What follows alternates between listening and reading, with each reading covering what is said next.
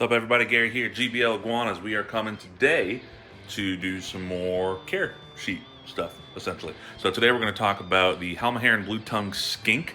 There's plenty of info out there for him, but I haven't really found a good video other than from Reptile Mountain TV, who's really great with skinks. But also, check it out! Man, we're official. Got it at the local grocery store for $13. So now we won't have crappy light. Woo! I was waiting for the background people to yell. All right, so let's get on to it. Alrighty, so there are a few different blue tongue skink species. You have your northerns, which are from northern Australia. I believe there's central blue tongue skinks. There's Maruki. There's all sorts of different ones. Sir, can we help you? Darn dogs. Always trying to act like there's food. So the Marukis, the Halmaherans are considered like the Indonesian skinks. So these guys have slightly higher temperatures and much higher humidities than a lot of the other species of blue tongue skink. The Halmaherans are going to be the most common one that you see. I'm just waiting on Auburn. She's kind of giving them a little soak. These are the ones you're most commonly going to see in pet shops, or you're going to see them $200-300 a pop. They're always going to be wild caught. So the story of Laka is the reptile shop that Auburn used to work at. They had a wild caught adult that was in, being super grouchy, didn't want to eat, moved it into the back. There's little Laka. Moved the adult into the back, and then all of a sudden, after about a week or two, someone was like, "Holy crap, they're babies!" And that girl popped out 3 babies and a couple slugs. Laka is the only one that actually survived out of those babies. So he's kind of our little special boy. Even the mom died. Yeah, the mom died afterwards, probably just from all that stress from, being imported and everything that went along with it. But anyway, so Laka here, he was born in May of last year. So he's coming up almost to a year, and you can see, he's a pretty decent size. We feed him kind of low and slow, just like we do all our animals, but we'll get to that. So blue tongue skinks, the Halmaherans, they're a pretty decent sized lizard. I mean, an adult blue tongue can be, on the small end, maybe 16 inches, 17 inches. But a majority of them, they're going to get, roughly 18 to 22 inches. They're going to be a little bit bigger than a bearded dragon, but they're basically just big old potatoes. That's just shit that hasn't come off yet. But the way to tell that this guy is a Halmaheran compared to Marukis and all the others, so if you look at their back, you point them towards the light a little bit, please. So you can see just that really dark striping pattern, more so like this brownish color in the middle here. Then also on their belly, it looks like they're wearing a little tuxedo. Oh, you can kind of see it, but he decided to run. Oh yeah, their claws are fun too. Yep, they got their little bellies like that. So that's the easiest way to tell. As far as whether male or female, that's next to impossible to tell. Hopefully he's a boy, but anyway, so when they're born and you get one, if you get one small, it's going to be probably about that big. It's going to fit right there in your hand. You're going to want to house that. We housed Laka here. We had a 29-gallon aquarium. That's just what we had, so that's what we used, and it worked out really well. So you're going to want to think kind of like a bearded dragon as far as sizing on their cages. The most important thing with them is that high humidity and those higher temperatures. Oh, you're such a huffy puffy little thing. He's better than he was. That's very true. So for temperatures, for a basking spot, they're going to want 105 degrees or so, which we have here because we have one of these little reptile ramp things. It's I guess some kind of plaster material. It holds heat really well. Temperature on the cool side, just like any other tropical species, low to mid 80s is pretty solid. At night, like our house is 68 degrees at night. That's perfect for him. If you're in like the low 60s, then he might need a little bit of supplemental heat just to kind of take that edge off. That's for babies and adults. Their temperatures are going to be pretty much the same. 105 basking spot, 80-85 ambient temperature. For humidity, that's the very important one. These guys need 80 to 100% humidity. That is a daunting task for some. It can be a little bit tricky. Oh, by the way, I know y'all are seeing this lovely shirt. GBLiguanas.com. That's where you can find this shirt in different colors as well as all of our other merch. We're still offering our 10% off, promo code Diego10. But anyway, so 80 to 100% humidity. So what you're going to want to do is I recommend Bioactive for these guys. So you're going to want to do a nice thick substrate because they are going to burrow as well. So a nice thick substrate. I probably shouldn't be filming with that ring showing and everything, but whatever. Thick substrate, you know, cocoa fiber, husks, mulch, dirt, different dirt mixtures, stuff like that. That's what ours is. It's just a mixture of a bunch of different dirts. Of course, we have our springtails and isopods in here, and that's going to help to eat up any fungus and mold that might grow, any waste that grows. They actually will eat a little bit of their shed skin too. Oh, look at that pretty little eye. So keep the substrate nice and damp. You can do that daily misting. We also have a humidifier with a hygrometer plugged in. What the hygrometer does is basically, it's a thermostat but for humidity. So there's a probe in the back of the cage here, which whoop, whoop, whoop, whoop. You can kind of see, we get spider webs that come in here too because everyone loves this. You can see the wire right, oh, where's my finger? There it is. Right there, the probe's right down there. That actually measures the humidity. We actually have Samson likes throwing water bottles everywhere. So we have the gauge right down there. So you can see right now we're at 96.1% humidity after we just did a big mist down. We have it set for once it gets below 90%, our little humidifier here will pop on and start fogging. Man, just look at all those isopods. That's how you know you've got a good bioactive cage, when you just, everywhere you look, isopods, isopods, isopods. But so keep that humidity nice and high, or they're going to start to develop different respiratory problems. And I mean, just something as simple as that, and misting down, and then allowing them to burrow themselves, whatever the words are. That allows them to get a microclimate, so they can get even more humid as they dig deeper. Of course, as they grow, their caging requirements are going to have to grow as well. An adult blue tongue like this guy, ideally oh goodness gracious, he didn't like me touching his tail. I didn't grab it, I just touched it. A 4 foot by 2 foot cage is, you know, what do we consider like the minimum? Of course, if he gets to outgrow that, we're going to have to get him something bigger. But so this cage here is a 4 foot long by 2 foot wide, and I believe it's 18 inches tall. So they're not climbers, they are 100% terrestrial. They just got these tiny little arms, they can't do much, just like Auburn here. So yeah, you don't really need any height or anything in there. The cage decorations, you know, I mean, there's stuff they can climb over, but there's nothing in here that's allowing him to, you know, climb up high to where it's dangerous.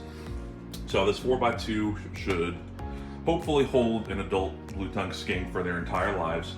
Of course, if you have the ability to go bigger, bigger is always better. Definitely go PVC though, because of their high humidity requirements. If you go wood, by the time you get through spending all that time to seal it and do all this other stuff to make it watertight, you might as well just do a PVC cage. It just makes your life so much easier. It holds heat and humidity very, very, very well. Another thing with their caging is UVB. So that's something that, just like with monitors, you're gonna see a whole bunch of stuff. People saying, yes, do it, don't do it, you don't need it, blah, blah, blah, blah, blah. It's not gonna hurt them, so you might as well do it. So with all of our animal cages, we have a 100-watt mega ray, which comes right down. It gives him the perfect basking temperature. It gives him access to UVB, so he can do, you know, so he can process his calcium, vitamin D3, all that sort of fun stuff. And talking about processing food items leads us to diet. Diet. Yeah, blue tongue skink diet. No, that's no, sorry. The normal. So this is another thing that you're going to read a lot of really interesting things on when it comes to the blue tongue skinks diet. So I keep pointing at you trying to hope to get Laka, and he's just hiding up in the hair. There he is. What a potato. He is. So blue tongue skinks are omnivores. And for those who don't know, omnivores mean that they eat both meat, and I almost said dairy. Wow. They eat meat. Okay, Miss Beef Pork Butt. Gross. They eat both protein, animal protein, as well as vegetation. So you're going to see a whole bunch of different things as far as a diet for these guys, and you're even going to see cat and dog food for a diet, which to me at first it just sounds so weird. Like, why feed cat food and dog food to a reptile. But I watched a bunch of the reptilemountain.tv. That dude is a just genius when it comes to these skinks. And after talking with a bunch of people, it just, okay, thank you. It just kind of worked. I figured out, so all we've fed this boy since he's been a baby so far has been actually wet cat food. So when they're newborn to 1 year old, they eat cat food. From 1 year old on, it would switch to dog food just because the cat food is going to have a higher protein content. So for while these guys are growing, that's good for helping them grow. Really, you just want a high quality, grain-free wet cat food, wet dog food. I have heard to avoid the fish flavors because of higher mercury content. I don't know the validity of that, but to play it safe, we have avoided it. So we have like beef recipe, turkey, chicken, duck. And what we'll do is we'll, at the beginning of each week, we empty it all out into a bowl. Oh man, look at those oranges down there, that's pretty. We empty it into a little bowl.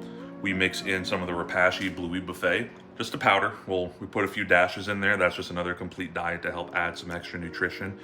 We'll give him a little dusting of calcium in there. And that's about it. So when they're babies, you can feed them every day to every other day. We've, for the most part, his first couple months of life, fed him every day. Then we started slowing him down just a little bit, to a lot of times every other day. And now he's on the same diet or feeding regimen as all of our animals, as far as feeding them, Monday, Wednesday, Friday, and then usually a weekend day. You're going to want to feed them food that's about the size of their head. You don't want to give them this big old glob, because that's how you see fat skinks. You got that little shed there, buddy. Yeah, look at all that. Yeah, so you just give them basically just a spoonful. That's going to be about the size of his head, and that's good for them. As they get older, that metabolism is going to slow down quite a bit, to where a fully grown adult blue tongue, you might only have to feed them once or twice a week to keep them happy and healthy. You don't have to go the dog food, cat food route. There are plenty of other people who, they feed different bugs, they'll feed rodents occasionally, they feed greens and veggies and fruits, and there is absolutely nothing wrong with that at all. So it's just really gonna be personal preference. Everything I'm telling y'all is it's information that I've gathered just from my own research, people I've talked to, Facebook groups, and then just kind of figured out what's gonna work best for us. It's pretty clear this boy is healthy. His body structure is great. He's not obese. He doesn't have, tiny head, big body where it might have been too fast of growth. He's pretty much perfect. Still a little huffy puffy, but that's, what are you gonna do? And their nails are very sharp. Be prepared for that. Yeah, so that pretty much sums up their diet. Since we talked about cage size, and we talked about temperatures, we talked about humidities, we talked about diet. For handling them, just like with any lizard, keep them supported. And we're letting him do his thing. We're not, holding him back. Let's see if he'll do that tongue right nice and close. Probably not. Oh, there he is. Yeah. So just keep them nice and supported. A lot of skinks, man, once they become comfortable, this is what they do. They just kind of sit there. So these guys make really, really, really good pets. If you're worried about the humidity requirements, which it can be daunting for some keepers if you're not, experienced in it. That's a good thing about having other subspecies. So like the northerns from Australia, they don't need that high humidity content, but their behavior is going to be their diet, it's all going to be pretty much the same. So these guys make really, really awesome pets, even for first-time reptile owners. I could definitely recommend these guys because they are very gentle. When they're socialized, they're awesome. Just gotta be careful of those nails. But yeah, this is our little Laka boy. And then we'll show y'all our enclosure, our whole setup here. I'll switch hands here with the lovely Auburn. Give our Laka boy back. Hi. So this is our cage. That says a 4 foot by 2 foot PVC cage.